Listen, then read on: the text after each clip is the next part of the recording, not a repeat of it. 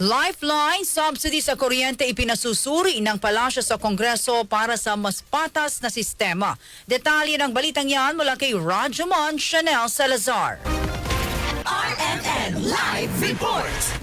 Iminungkahi ng palasyo na muling suriin ng Kongreso ang may iral na lifeline subsidy sa kuryente upang matiyak ang balanse sa pagitan ng mga benepisyaryo at iba pang electricity consumers, partikular ang middle income earners. Ito'y matapos almahan ng mga middle income earners ang singil na subsidiya sa kuryente para sa mga 4Ps o mga pinakamahihirap. Ayon kay Palace Press Officer Claire Castro, matagal nang umiiral ang naturang polisiya.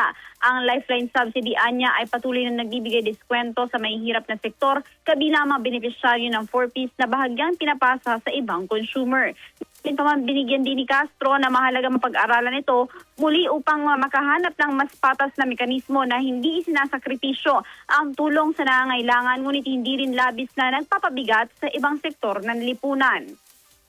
Naman po ayon sa record ay nagsimula pa noong 2001 sa panahon ni dating Pangulong Gloria Macapagal Arroyo.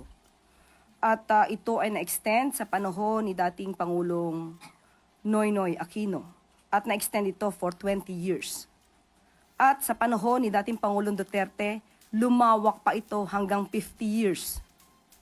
So ito'y matagal ng batas na i-extend na lamang.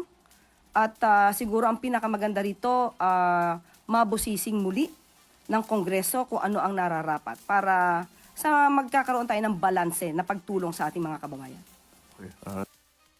Si Palace Press Officer Claire Castro. Kasama mo sa DZXL RMN Manila, Rajuman Chanel Salazar, Tatak RMN.